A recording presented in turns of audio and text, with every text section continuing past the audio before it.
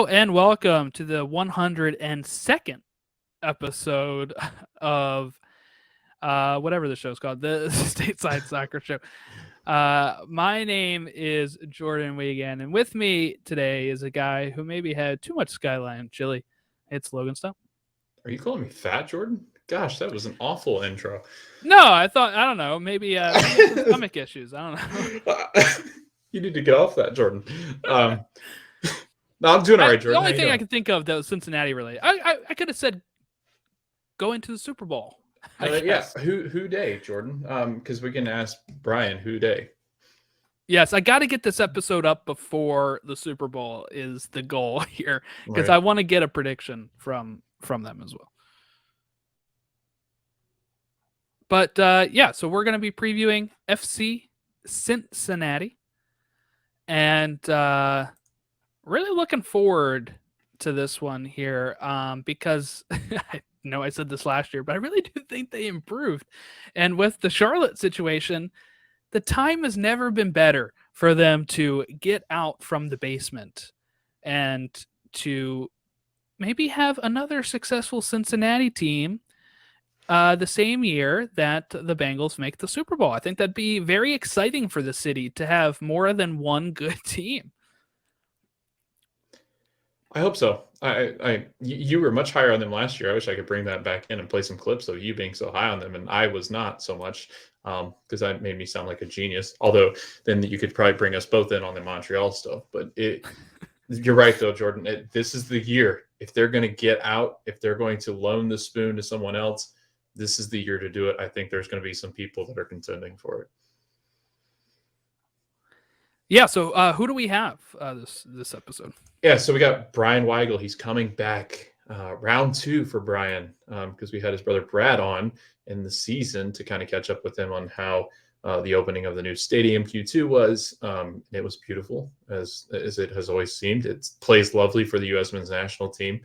But yeah, co-host over at the Cincinnati Soccer Talk. So we're going to have Bryan on to talk Cincinnati, FC Cincinnati, and maybe some Bengals stuff here, because it's pretty fun. Because I know he and his brother were both looking at tickets, but gosh, those tickets are insane. So I think they're just hanging out, watching the game, and we're hoping all you Cincinnati fans, I'm hoping by the time you're listening to this that you're ramping up for the game, or maybe you're listening to this after the game and hope all went well. So. Yeah, so let's go ahead and welcome in our guests. And we are back from our break, and we're welcoming in Bryan Weigel. How are you today, Bryan? Oh man, the vibes, the tenseness, the emotions going into this game. Haven't felt so nervous for a playoff game since I think maybe the USL days of FC Cincinnati going up against Nashville SC. So good things. Excited for the Super Bowl in Cincinnati, but really excited that the round ball is going to be kicking off here in a couple weeks.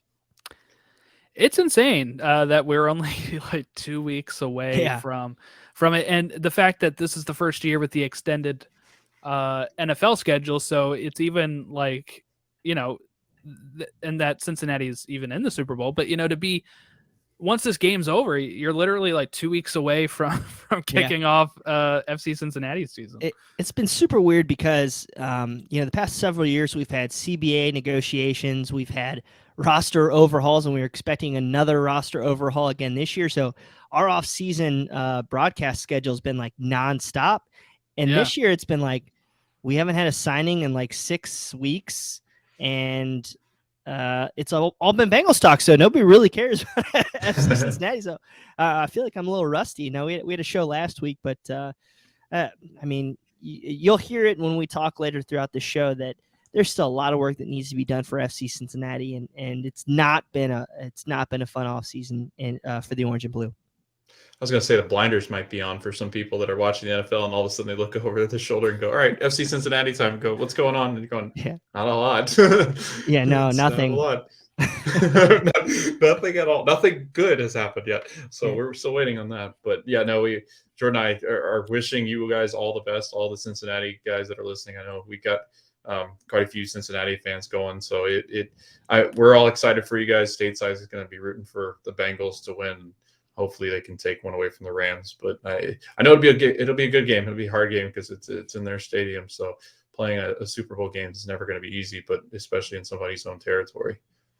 Yeah, and we'll in FC Cincinnati related, we'll take whatever good vibes we can get from Joe Burrow from this game and for the Orange and Blue. So now excited for the Bengals, and yeah, can't wait, man. It's going to be exciting weekend here, and then we have our first live show for CST next week, and then boom, week opener or the season opener in Austin.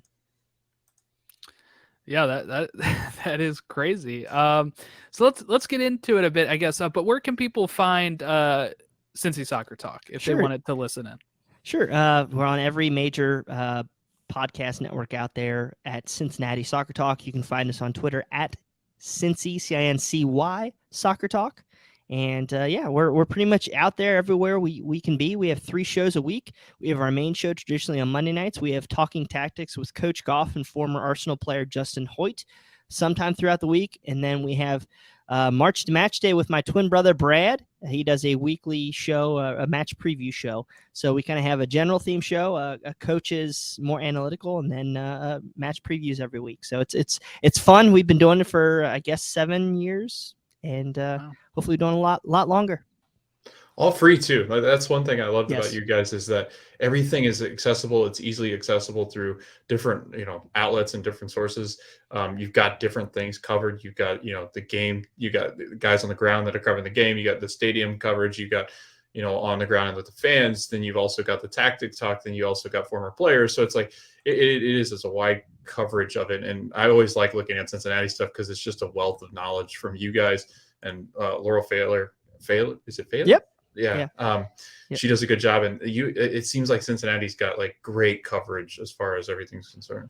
So I think most of your listeners know about FC Cincinnati, or probably hear about FC Cincinnati. Everything's in the dumps and things are negative, but we still have a really strong presence in the city of Cincinnati. I would like to think Cincinnati Soccer Talk is a big part of that. We have a great following with the city and outside the city, but really it kind of comes down to the ownership and the that brand new stadium that's down in the West End. It's the jewel. I mean, we had the U.S. men's national team there this past fall, and that was a great Dos a Cero win. And really it's just the fans are passionate. We really haven't seen a huge drop off in season tickets. I'm sure that could change with the Bengals being good, and you never know how we're going to be this year, but. Overall, there's a passion in the city of Cincinnati that's still there, even though we've had 3 wooden spoons, and who knows, maybe another one coming to the drawer of cutlery. So we'll see. So let me just ask for the last season, 2021, that third straight wooden spoon. Just a reflection on that season as. Where that left Cincinnati, and I guess the fact that they had to kind of move on from, their front office and their coach to be able to kind of maybe reset for another time here in their short MLS career. Sure. Let's do a quick history lesson here. FC Cincinnati came into the league in 2019 with Alan Koch as the head coach, who'd never really been a Major League Soccer coach. He had a cup of tea for a couple games as the assistant in Vancouver. And we didn't really have a GM or anything. So 10 games into his tenure, he's fired. We bring in a Dutch general manager, bring in a head coach. He gets fired for doing some really poor things. And then we bring in Jaap Stam in 2020. And while he brought, I guess, a tenacity into how he talks and addresses the city, he just was a guy without a plan, and that really manifested itself last year. We spent a bunch of money, again, great ownership group, and to Gerard's point, he brought in some talent. He really did, even though the pieces didn't necessarily fit together. You had the Brazilian Brenner, $13 million signing. You had Luciano Costa, the Argentine number 10. He brought in 3 U22 players, all of which have quality, just don't necessarily fit on the pitch together. And, he brought in some great pieces, but he also had a lot of holes. So really where we had issues in 2021 was where there's really no great way of getting the ball to Lucho and letting him create. When he had, the games where he shined were the games where we actually had a really good possession in the midfield. We're able to get the ball to him facing goal and keeping his head up and making some great decisions, whether it's passing to, again, a Barrial or a Tonga on the wings, to Matarrita on the left back, left wing, or Brenner up top. So without those, whenever we had instances where he wasn't able to, really generate anything through the midfield, he had to kind of just do everything himself. And a lot of the times throughout the season, we called it hero ball by Lucho, but it was literally, just give the ball to Lucho and pray and hope he does something strong. So there's really no offensive, I guess, method outside of that from Jaap Stam. And of course, he was fired with, I think, either 7 or 9 games to go in the season. And really, you could kind of see a lot of the holes really just kind of be even further exposed later in the year. Under Tyrone Marshall, the wheels kind of fell off. There was nobody in those defensive midfield shoes. You had Harrison Madunan, who's a great player, great deep line playmaker, I guess you can call him. Doesn't play defense. Same with Caleb Stanko, Alan Cruz, anybody we threw in those defensive midfield positions. I would joke that it was the point defenses. Hey, you go cover him. But nobody ever did. So we just got torched. And long story short, is just really no method in place, I think, by the general manager, who, again, lost his job. Gerard Nijkamp lost his job, and now we got Chris Albright in. He built the team with, let's just buy as many good players as we can and plug holes where we can. And I mean, we played the whole year with a winger at right back, no sixes, really even no, Shudler in the 8 role. And it just was a really rough year. And a lot of the young guys we hoped would progress really didn't take that jump that we needed. So you alluded to him there, and Jordan will be able to speak a lot more on this too, because he's a Union fan and he's used to that system and what they've done with Jim Curtin, which now I think for the first time, I think when you look at FC Cincinnati, these appear to be at least on paper, 2 guys that know what they're doing. They have a plan. They've seen what has been successful with Philadelphia, and they're kind of in that same boat where. And I think they're going to spend more money anyway than the Union do. But it does seem like they've got new guys in now. So they've got new GM, Chris Albright, and then they brought in the new head coach, Pat Noonan. What do you think they bring to this FC Cincinnati team, and kind of what is their vision for this club going forward? Because I know this is going to be kind of like a rebuild, kind of restart, reset, and kind of get the team in there that they want. I almost call it a expansion year. Yeah, because it's kind of how it is. It's a very incomplete roster. They had some pieces together, but now it's up to Chris Albright to shed some bad contracts and make some tough decisions on players and really reshape this whole thing. He was loaded with a lot of really bad contracts. I think we had like 5 or 6 players that literally could be considered designated players in this league, and without, Lucho, I think is a good player. I think Brenner will be a good player, but Yuya Kubo, he was disappointing up top in 2019. So they moved him to the number 8 and number 6 role in 2021. You had Alan Cruz, who hasn't performed since, 2019. You have Kamahela Makocho, that fortunately we were able to write him off, buy him out, his huge contract. So it was really about Albright trimming the fat and knowing to use the correct mechanisms to trim the fat and then bring in some low-cost players. Fortunately, it seems like he's doing that pretty well. FC Cincinnati have brought in quite a few league veterans, but overall, we still have a lot of holes on the roster. It looks like we're going to kind of go to that 4-4-2 diamond roll that you saw in Philly, and we are legitimately missing a 6 and a second 8. Right now in camp, you have Yuya Kubo playing, and then, is Alan Cruz going to be fit? Is Harrison Madunan going to be fit? And we got a 14-year-old and a 19-year-old academy player right now. So we're going to see what happens. But really, it's league experience with Albright and hoping that he can take that jump in the big chair. And then with Noonan, it's about having a guy who's familiar with players, familiar with what it takes to win in the league, and doing what's necessary. Jaap Stam, God love him. He had his idea and just didn't care. with who he's playing or really the fitness of his players. I mean, there was a time where I think we were playing like 13 or 14 players over like 7 games. It was insane and led to injuries later in the year. So I think Noonan's going to balance the workload out a little bit better, and he has the respect of a lot of those players. When I say respect, it's more than just the players. I mean, he got MLS legend Dom Kinnear to come onto his staff as an assistant, and Kenny Arena as well, Bruce Arena's son, to come on. So that experience, I think, we might take our lumps this year, but I think overall it's about setting the tone for 2023. I've been saying that since 2020. It's about setting the tone for the next year, and we'll see what happens. But I think there's going to be a little bit more rope with Noonan and Albright than there might have been with the high spending Gerard and just Jaap Stam, who just was a fish out of water in Major League Soccer. I was going to say, if you're looking at names that he's coached with and just who he's associated with, like you said, Arena's son's coaching with him, and he's coached with Bruce before. He's been with the LA Galaxy. He's seen what Bruce has done with U.S. men's national team. He's been with him there. I mean, just working alongside a guy that has so much experience with some of these different clubs and how successful the Revs have been. And then you jump over to Jim Curtin, who is easily probably going to be one of the coaches that ends up leaving MLS eventually for whether it be national jobs or if he's going to head over somewhere else. But that's got to be good. I mean, plus he's got a great head of hair, unlike Jaap. So I mean, that's a good step. And I know can't get him confused with any of the other bald people right, in the exactly. world. Yeah.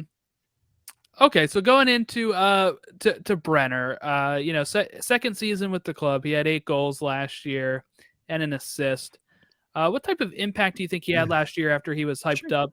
And was it tough for him to adjust to the league? And what steps forward do you think he'd be able to make in 2022? First off, I think that he's a very talented player, and I think FC Cincinnati failed him in 2021. I mean, it goes to not getting the players, or the midfield to get the ball up there. I mean, we had. I still think this club has quality attacking players. It just can never get the darn ball. And when we did, I mean, we were always trying to get on the counter. So it was like 2 versus 4, 3 versus 6. I mean, we never had a good numbers advantage. So I think if we can get a couple players in the midfield to calm the play down, get the ball to Lucho in the right situations, more opportunities will come from Brenner. He had 8 goals. I think his XG was like 9.5. He missed a penalty. I think he missed a couple sitters that you would hope that he would have had, but I think that could be more to having to take bad shots, not having, the confidence there that you need out of a guy. And there's so many factors that go into what happened with him.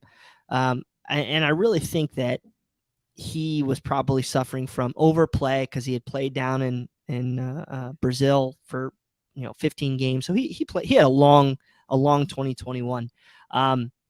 I think he can take a next step. I think in this formation, we're going to have a forward next to him, probably Don Badji or Brandon Vasquez. You're going to have Lucho sitting behind him. You're going to have 3 midfielders hoping to control the play there. So I think he's going to get a little bit more chances in spots where he's a little bit more comfortable. He's not a guy that creates stuff out of nothing. I don't know if I would call him a poacher either, but he does make a lot of really, really smart runs on frame. So I think if we can get the ball in the right spots, he'll do better. But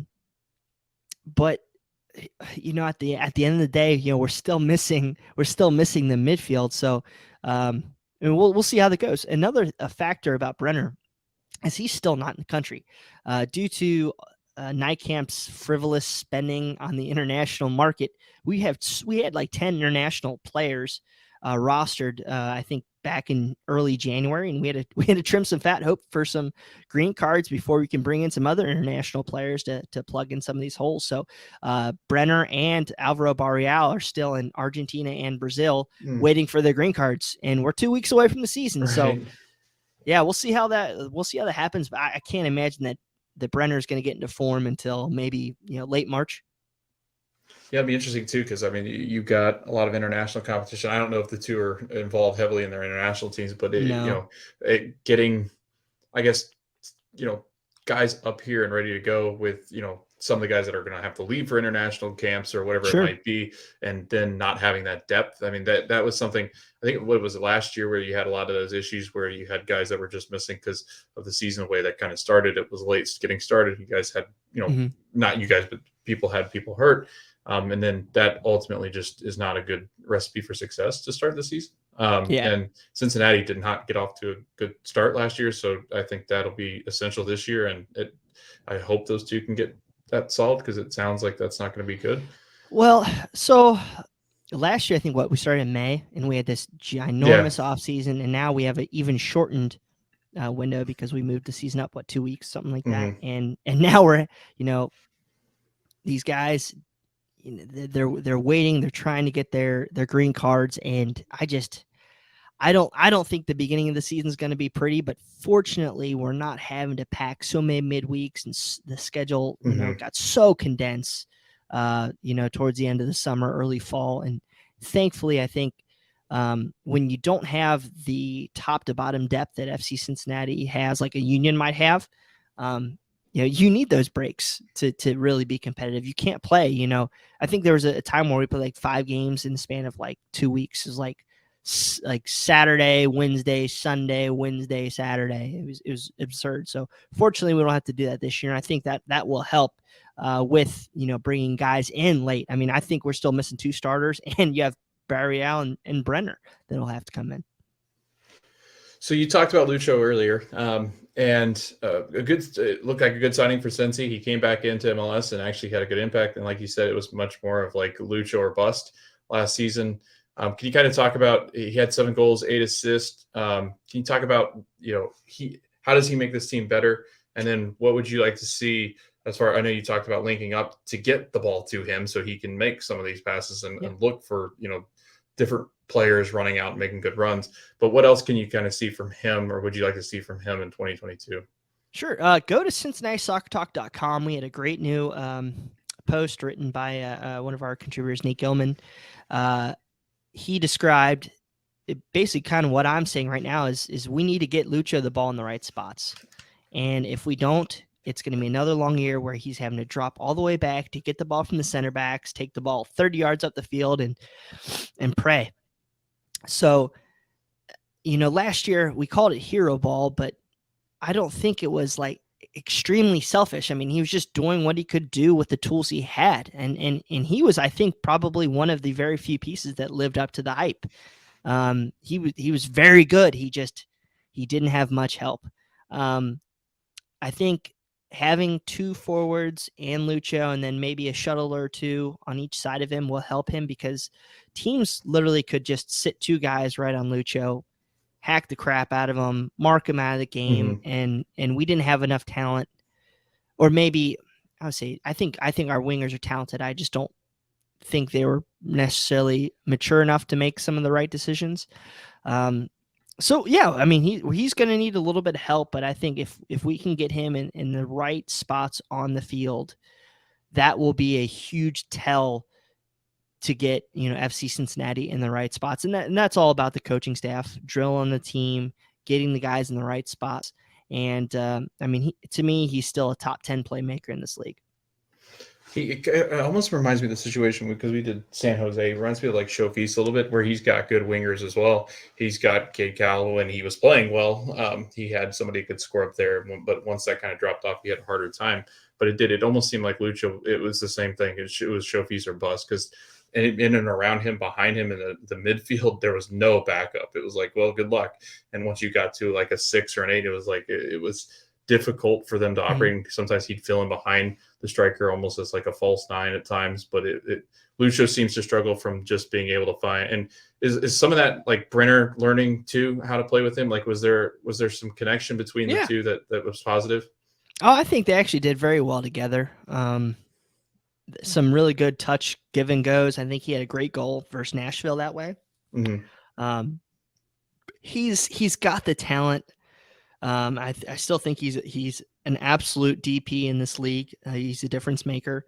But again, he's kind of diminutive. You can mark him out of games. That's why if you have more than just Lucho, I think I think it'll make Lucho better. I mean, like look at the Wayne Rooney years when, when Wayne wasn't there, people marked Lucho out of the game. Mhm. DC United struggled. When Wayne was there, you had to respect both of them. And Brenner, I think, will get that respect over time. But Brenner's also the guy that relies on the service from Lucho. He's not going to be creating things out of nowhere. So I think if we get another strong 8 in plus the veteran Dom Baji up top, I think you'll see a little bit more positive production, maybe less goals, more assists out of Lucho in 2022. But I really think it'll be setting up more to his strengths.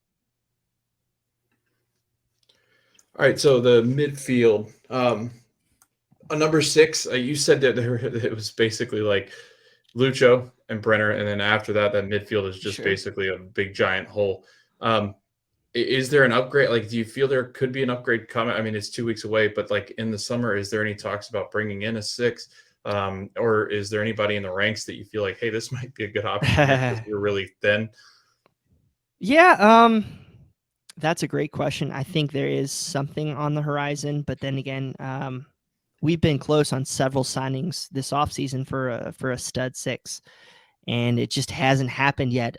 Lately, the names that have been thrown out there are Chris Durkin, which, again, we've heard that's more agent-driven, less FC Cincinnati driven. Right. We've heard Carlos Cruzero, or I butchered that name, I'm sure, former FC Dallas guy. We're hearing that's more FC Cincinnati pursued, less his side pursued. And then now all of a sudden over, I think it was like Wednesday night, you had Christian Olivier from Cagliari in Valencia. Mm-hmm. He's a free agent. So that name was thrown out there. So I think that they're getting some options. But as you've seen with Albright this year versus Nijkamp in the past, I think Albright's patient and willing to wait. We brought back Harris Medunanen, who can probably be in that 6 for a couple months if we need him to be. It's not great, but you could be worse than that. You have Lucho Costa, who absolutely is going to start in one of those 8 roles. And then you have Alan Cruz, who's legit. I mean, he's a DP figure player. I mean, $1.2 million player. Who just has fallen off the map. I mean, he was amazing in 2019. He was what they call him, the Costa Rican N'Golo Kante, and he was that in year 1, and he just fell off. Yeah, unfortunately. So could he come through? Yeah, maybe. We got a couple really good young guys. You have Steven Jimenez, who's a 14-year-old wonderkind, I guess you could call him. He played really well in that Philly game, but again, I don't think he's going to be a starter. I think he's more that MLS next guy. Mm-hmm. And then you have a 19 or 20-year-old coming out of the academy called Harrison Robledo, who played very well in the 8 shuttler role. Those are guys who maybe might not have the final technical ability yet, but got that motor that's really needed in that press system that we're going to employ this year. So I could see those guys maybe making a cameo throughout the year. But really, if we don't have 2 guys brought in by summer, if not 3 guys, it's going to be another wooden spoon for FC Cincinnati. So they bring Ray Gaddis out of retirement here, to all of the Philadelphia fans' disappointment. Alec Khan coming over from Atlanta, Baji coming from the Rapids, Alvis Powell returning. What do you make of these signings, and what roles do you see for these guys? And what do you think is needed for them, from them to really make an impact? Sure. Have you guys ever seen the movie Major League, when they're sitting there at the batting cages, and there's like Jake Taylor, and the coach goes, "I wish we had him 2 years ago," and they go, "We did." Well, Alvis Powell. No, again, these are a bunch of guys who are quality MLS veterans. They're nothing earth-shattering. I would have loved to have had him 2 years ago, but unfortunately we didn't. And now I would think Ray Gaddis and Alvis Powell. I think if this move was 2021 with Ray Gaddis, I think everybody would have been ecstatic. And even with Powell as a backup in 2021, I think a lot of people would have been excited. So this is a position group where those right backs is a question mark, and we'll see if they can get up to to the, I guess, a league average player between the two of those guys. I don't think the defense is bad. You have some really good pieces in that left back role with Moderita and the two center back roles with Cameron, Blackett, and Viacia. So I think that could be a pretty decent back line ahead of Alec Khan, who again, is he somebody that you're like, okay, yeah, we're cool with our number one? No, but he could surprise you, and he could be a very good, 1B kind of guy, or surprise you and really turn out to be the next guy. He's a little older, so I could see him being a 2-3 year guy, but certainly a little bit better than anything we've had in the past. So that you'll hear me say that probably quite a bit. And again, okay. Don Baggi was actually a very a big surprise to me, because he was sought after by several major league or by several MLS clubs, and he chose to come to FC Cincinnati. Yeah, he's going to get a shot to start up top. I think Brandon Vasquez is a good second forward, but Baggi just adds a little bit more experience and a little bit more overall quality. Again, Don Baggi's feast or famine, so we'll see what happens. But these guys know the league, and they know what it takes. They know the travel, and that's something that really hasn't been able to be said by FC Cincinnati in the roster build. So just need some quality pros to get us through this, what, again, I call it almost like an expansion year. Mm-hmm. So the defensive woes, you talked about some of the back line. My biggest thing was the 74 goals chasing down their own record of 75 in 2019. They were determined, and Jordan and I had like a bet. I forget what it was. We tried to wager like if they'd actually get it, and it was a lot closer than we thought it was going to get. We're like, oh man, that got a lot closer than we thought. Because at first we were like, I don't know if they'll get that, but I don't know if it'll be that. But they tried. It's concerning just because I think there still seems to be that back line there. But like, was there improvement over the season as guys started to get added, as they get more experience playing together? Was that more of the case, or was it continuous struggle throughout? Sure. And then it didn't help that Kenneth Romero was a goalkeeper for you guys? Yeah. So no matter how good of a defender you are, if the attack's always coming down your throat, you're going to make mistakes. If you can't take a second to breathe, you're going to make mistakes. And that's what happened. Yes, our right back situation was poor. Do I think Joe Jal is a poor player? No. But I think 2021 Jody is not a right back. I think Jeff Cameron played very, very well. I think Viacia played well in moments. I think he also had several howlers. And then Tyler Blackett came in very late in the year, was very refreshing on that back line in the center back role. So I think our center backs are actually probably, I would rate them higher than the league average. And the same with Moderita on the left back. I'd call him a top 5-6 left back in the league. It's just when they're coming down your throat, when you have the point defense, it's the point defense. Right. It's, hey, pick them up. That's literally what these guys had to deal with all year long. And I would hope that Noonan's a little more pragmatic and makes a little bit more adjustments so we don't see those guys taken to task. But again, unless we bring in a midfield, it's going to be a repeat of 2021, maybe to a little bit lesser extent, because Moderita will be back and he contributes offensively. Gaddis, even though he's not an offensive player, he seemed to be pushing up a little bit more. So hopefully we'll be able to relieve a little bit more stress with those guys getting the ball out of our back third. But, I mean, it's really all going to boil down to, can that 6 or an additional 8 give more cover? Yeah, I think it's going to be key, too, that if they go with that diamond, which it looks like that's kind of in the plans, that I think, having guys that Philly have, like, that can chew up people in that midfield just to help, like you said, relieve the back line, because the back line's going, are you always going to constantly put us under pressure? Because if that's the case, they've got no choice but to score on us, because there's just nothing there to stop them from just keep going and going and going. And you got guys like El Brujo and Ali Bedoya and guys like that, Leon Flock with the Union. Now I feel like that tends to be the direction that they're headed in, right? Cincinnati, I feel like they're trying to find guys that are just going to eat you alive in that midfield. And force their hand and make mistakes and turn the ball over there because they've got good attacking players. I feel like if you can get Lucho out front and take the ball away from somebody deep with us and just head down the other side, if you're forcing them to always play in your third instead of always having them right in that midfield or playing in your final third all the time, I feel like it's just it feels like they need 3 players in that midfield that just can play with Lucho and kind of back him up. Don't underestimate this. There was a moment last year, I can't remember if it was Jeff Cameron saying this or the interim head coach Tyrone Marshall, but literally they would say when they're trying to close out the game, 20 minutes, 15 minutes to go, which we had quite a few leads, a couple 2-goal leads, right? That guys would be doing different things. Guys would be trying to see games out differently because there was no common tactic from Jaap Stam.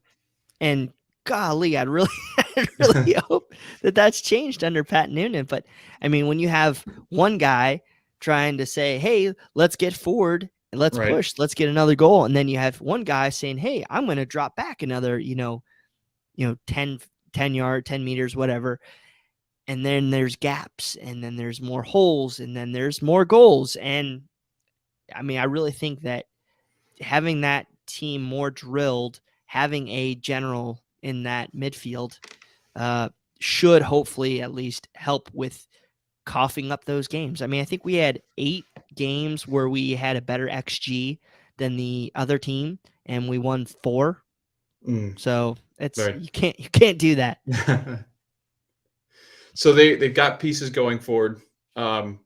And I kind of want to do this with you because I feel like going position by position is just it'd take forever. I want to know if FC Cincinnati fans or fans outside the league are looking at FC Cincinnati. If you're looking at pieces that are currently there, what pieces, Bryan, do you feel that the team is going to build itself around? Are there pieces that you do see long term as these are FC Cincinnati players? This is kind of what that system is going to be, or do you see this more of like Pat trying to feel out what he's got and then kind of figuring out from there? And do they have any young pieces? I know you talked about the Wonder Kid, but are there other young pieces that you're kind of looking forward to kind of stepping up in some roles in 2022? Sure. Boy, I wish Jamar Chase and Joe Burrow could play soccer. So that would be my answer. No, that's a great question because I want to say you might have asked me a similar question last year. And I said Alvaro Barrial. I was super excited about this kid.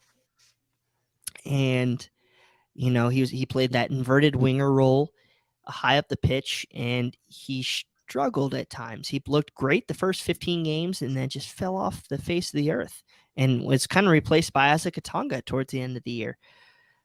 Those are U22 slot guys, Isaac and Alvaro, and they are absolutely not the system players that we need. So while I think they're very good players, I really wonder what Noonan and Albright are going to do with those 2 players. There's been rumors that Barrial has his green card. He just needs to get it in hand, get back here, and then there might be a trade within the league that's contingent on that. That'd make me really sad because I still think he's a good player, but he doesn't fit. The another card here is that Lucho, Costa, and Brenner. I think they will be promising. I think you'll see a much better relationship there going into 2022, but we're going to need a little patience because Brenner's not here.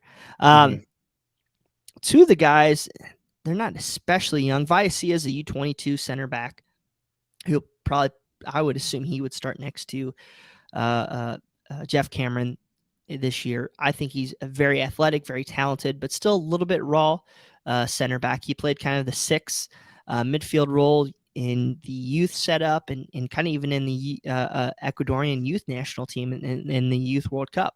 He switched to center back role. I still think he's learning, but he's got a lot of tools to be a very strong Major League Soccer center back.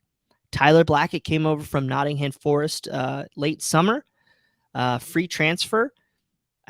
His contract was only from like a year long, so it's like June to June or something, or August to June. So we'll see what happens with him. He played very well this past year. So again, I think you got some really good young center backs that, if we don't want to re-sign Jeff Cameron after this year, I think you have some good options.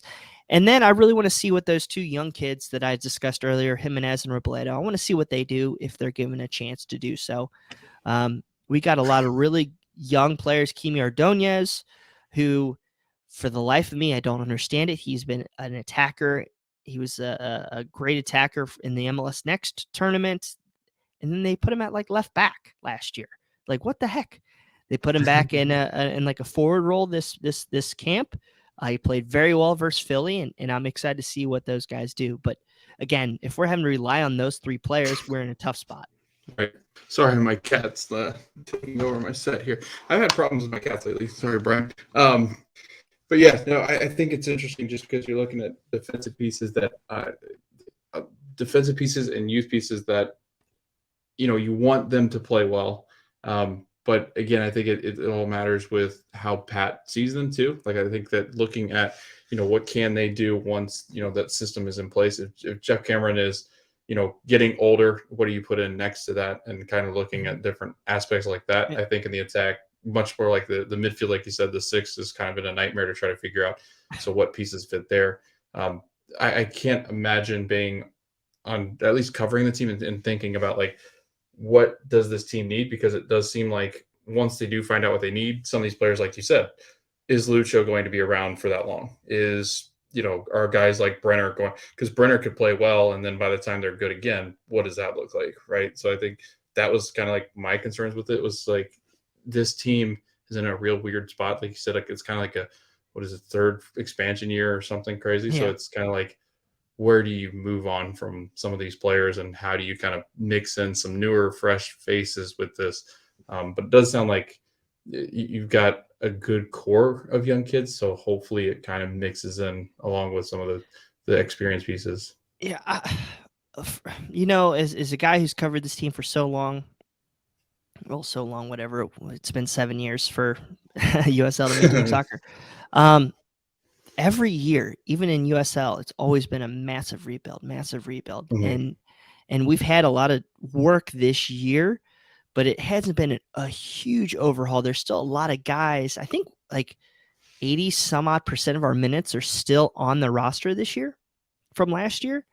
And so you would think you'd see a natural progression, especially because we have a very, very, very young roster, that we would see, more production out of these guys. But there's poor Pat Noonan. I mean, he's got talent on there, but it's just not. It's like making a chicken pot pie with a recipe for beef tenderloin or something. I mean, it's just not. It's not the right recipe for what he needs to do. So I think you'll see improvement. I don't know if it'll be a massive jump from like wooden spoon to 7th, but I think if the right improvements are made, if Kubo does well in that 8 role, if Baji gives a little more support to Brenner with Acosta being there, I think it's very logical that you could see them outside of the bottom 2 or 3. You have Charlotte there, who, their head coach. What did he say today? Yeah, we're screwed. Okay. The actual translation is more the F word. There you go. I like that guy. Sitting down with Pat Noonan last week in an interview, he's like, we are very, I'm encouraged where we are, but we are still very, very far away from where we need to be. And that's a delicate way of saying we're screwed. Just because there's holes, man, and there's holes and there's no depth. There's no depth in some of those positions because the previous general manager was frivolous and just went out and grabbed pieces and hoped they fit. He must have been a great recruiter because we had some good players and we haven't had any influx of players right now. But we'll see what happens. I mean, Pat Noonan could either be the coach of the year or I'll be buying the guy, beers at the bar. Actually, I used to do that for John Harkes, by the way. That's awesome. That's really cool. That is awesome. Yeah, he was the man of the people. John Harkes was, by the way. He was awesome. I know there's a lot of controversy around why he left, but that guy wasn't afraid to mix it up with the fans and really grow. And I'm kind of hoping we see that out of Pat. I think there is a natural desire out of Pat to be a Cincinnati guy. I mean, you just see how he talks, and I mean, stupid thing. Everybody always talks about our Skyline Chili around here, and the second day of work or whatever, Chris Albright was wearing Skyline Chili socks, and I'm just like, okay, that's a way to endear yourself. I think these guys get it, but I think they're just dealt such a bad hand. Mm-hmm. But we'll see. We got a lot of money to spend. All right, Jordan, you ready for the last one? Yeah. Your favorite one? So you've kind of alluded to, I guess, some of this here, but what would be a good season for Cincinnati this year? Is it just not getting wooden spoon, or is there higher aspirations here that maybe 2 spots above wooden spoon? Like, what's a really good season for them? I don't want to put a position out there because I'm worried how we're just going to shed results so early this year. I think we need to see an identity. I think we need to see positive growth out of some of our core players like Brenner and Acosta, and just don't lose those games where you get like we were up 2-0 on Columbus and we were up 2-0 on Nashville, or 3-1 on Nashville or whatever it was. We were up 4-2 on Montreal. Don't give those up. You can't give those up.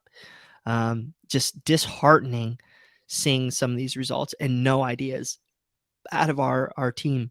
So I think if you can address those concerns, I think you'll naturally see a rise in the standings and win one more than one home game. Please. One home game last year. We had just as many home wins as the U.S. men's team did and the U.S. women's team did in TQL Stadium. One. Yeah, that's not good. And especially with that beautiful stadium that you guys built. I mean, that thing is immaculate. I want to visit really badly. And my brother-in-law actually lives in Cincinnati. So I'm like begging the wife let's just fly up to Cincinnati, because Jordan's pretty close. And we were talked about doing a trip this year, and we were like thinking Midwest. We're like, well, I wonder if we could do Midwest or like a Northeast. I think it'll tend to be Northeast, but it was like, I mean, we're right there with them. And then the team you guys don't speak of up to the north. And it's like, there's beautiful stadiums there in Ohio. There's beautiful stadiums in around the Union, and Red Bull and NYCFC, I think, plays on like a baseball stadium. not to catch my, I used to be a Columbus Crew fan back when FC Cincinnati wasn't even a thought. Right. Loved historic Crew Stadium. But TQL Stadium is miles better than anything in this league, than whatever Columbus built up there, the Death Star, we call it like the belt buckle. It does. Repulsive. I think I told you this last year, how I said I thought it was going to be built in the perfect area, and it is outperformed everything imagined, whether it's by the bars, by the park. I mean, it's not necessarily a tailgating area around the stadium, because I mean, there's not really parking lots, but it's a community vibe. The whole area morphs into FC Cincinnati land on game days. It's unbelievable, better than anything I've ever seen in this league, and should be the envy of everybody.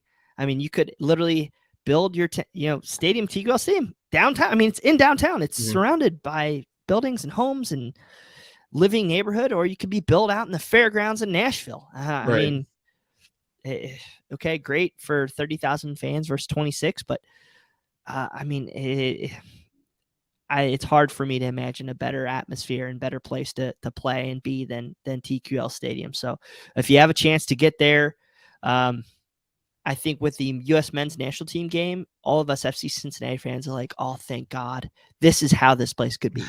Filled, loud as can be, raucous, home field advantage. I mean, when you have no on-field product, I mean, that place is quiet. I mean, God bless the people in the Bailey. I was one of those guys every year till last year. But when everybody else is sitting on their hands because we're down 3-1, it's a tough spot. So Albright and Noonan got a job to make that place a gem, because it is. But if you have the ability to come down, check it out. Definitely. I definitely want to go over there and catch a game. So yeah, if you want to go ahead real quick and say where people can find your work again. Sure. At Cincy Soccer Talk, CINCY Soccer Talk on Twitter, Cincinnati Soccer Talk on Facebook. Instagram. We're Apple Podcasts, Spotify, all the major podcast networks, and CincinnatiSoccerTalk.com. If you want to see me tweet ridiculous things about the Super Bowl this weekend, you can reach me at Bryan, Bryan Weigel, Weigel. If you don't like what I say, you can go to at Bradley Weigel and blame him. So, twin brothers, we're in this adventure together, and it's exciting. We're adding another former FC Cincinnati player to our lineup this year in Sem DeVitt. We have Justin Hoyt, who played for Arsenal for all those years in the Premier League, Middlesbrough. He's been a great partner with Coach Brad Goff on Talking Tactics. So it's been an adventure. I feel I'm so jealous because we had Michael LaHood, who's now the color commentator for Austin FC on there. So we're talking about getting him back on the show for a week for this Austin FC preview. But it's been a wild ride with Cincinnati. Hopefully we can win. And we are back from talking with Bryan Weigel of Cincy Soccer Talk. I kind of agree with him. He didn't want to put a position spot on it. I'll do it. I think even just one spot above Wooden Spoon would be an accomplishment for this club because got to show some progress. They have a new GM, a new coach, some new players, some same players, a mix of match of players. I don't know. Maybe I'm a sucker for buying in 2 years in a row, but I'm going to buy into Cincinnati again. And I think that there's a real shot for them to go up a place or two. So you're thinking FC Cincinnati stock to the moon, huh? As are you calling it? The rocket? No, I'm kidding. Yeah. No, I think everything like you said was accurate. There's just so much that is concerning about this club. Relying on Jeff Cameron at 36 years old is never going to be something that's ideal. And I know he said that it's above average center back pairing, and I think that has a lot to do with Valcia being who he is, and if he can grow into that role, as he said, he kind of goes in and back and forth between the six and then kind of that center back position. Now that he's made it to the MLS and not an academy anymore, Brenner again. I think Brenner takes a step forward, so I think that helps them tremendously. I think that Lucho plays better, which that'll help tremendously. And I do think that, there's a lot to say. Pat Noonan coached underneath two of the best coaches that we have here in the United States. When you're talking about Jim Curtin, you're talking about Bruce Arena. He knows how to play good soccer, and I think that the diamond will be interesting.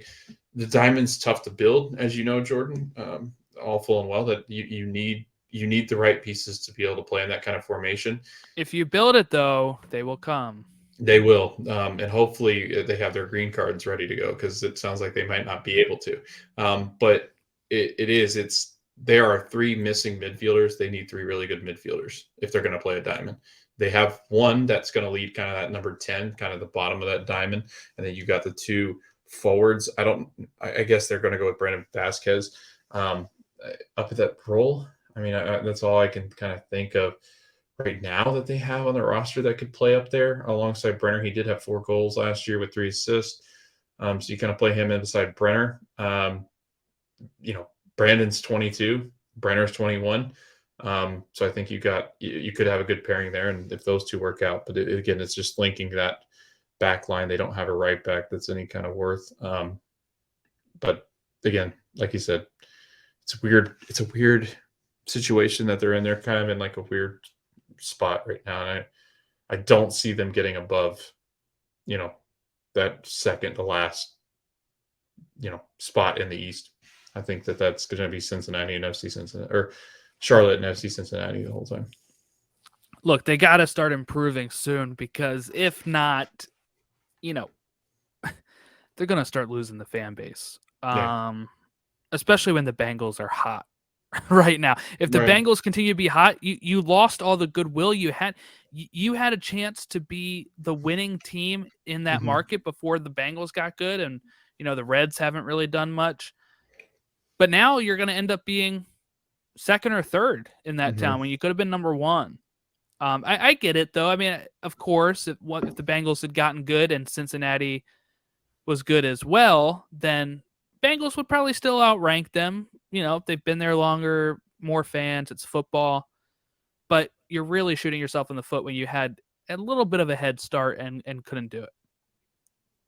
But yeah, so I wanted to share this. We got some merch that we're selling here. I bought my Philly The Curtain is Open merchandise. If you're watching the YouTube, we have a picture of the shirt, and you can get it on mugs, magnets, stickers, and more. I went for a Saved by the Bell inspired motif with the lightning bolts and the snakes, based on the Philly, Ben Franklin kite being electrocuted. That's where we get the electric from, the lightning that they use in their away kit. I went with snakes because of the Union logo, and then my wife made the other one here on the left with the more lightning bolts and the bigger snake saying the curtain is open. So, of course, curtain spelled like Jim Curtin because of the reference Logan. Does he coach? Had me use.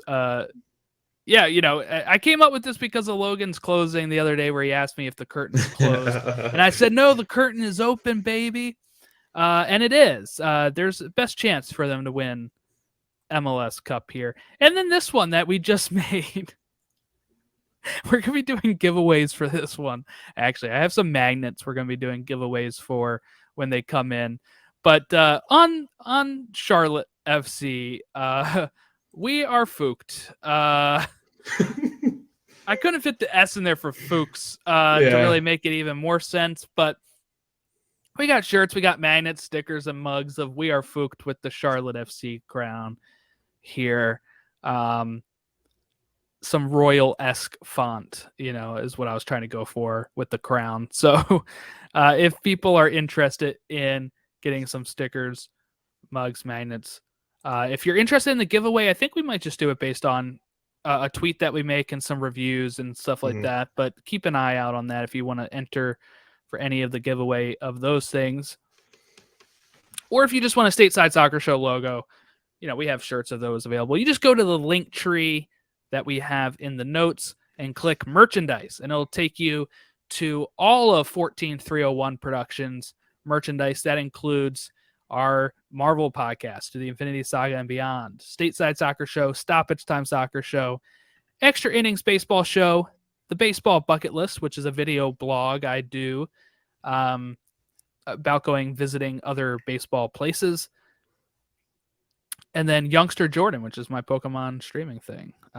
So yeah, got a lot of great stuff on there if anybody's interested in that. But I'm looking to make more shirts for other teams as well. So hopefully we make some stuff that people like. I don't know. But yeah. So coming up next, I'll be out of town this weekend. This episode I'm probably actually going to put up over the weekend while I'm gone because I have to put up the other one for Friday. So this one will probably be up on like Sunday or Sunday morning, something like that. And what do we got coming up next, Logan? Because you might be recording some stuff while I'm out. So I'm curious to know what we got going on here. Yeah, so next Monday, I'm going to jump on and do a CONCACAF Champions League preview. So I'm going to break down some of the matchups that we have coming up with CONCACAF Champions League. So I'm looking forward to that. And I think next week, too, we're going to try to get the SKC guys on when Jordan returns on Wednesday. So we'll record that on Wednesday. And then I believe hopefully next Thursday or Friday, we can try to record the Cascadia region of MLS, because I think we're going to jump on, do those three, have a guest on or two maybe.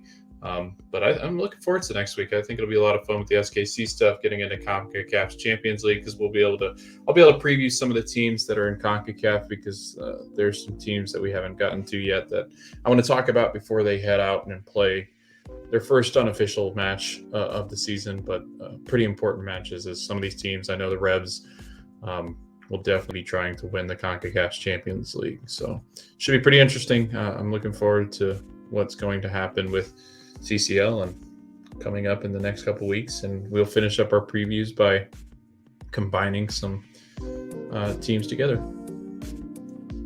Sounds exciting. But so we will leave everybody to it here. Have a great rest of your weekend, and Logan will keep things running here while I'm out. It'll be like the first episode I fully miss, I guess, out of 102 so far. But thanks everybody for watching or listening, and have a great rest of your week. Who dey? They're not the Bengals. That's who they are.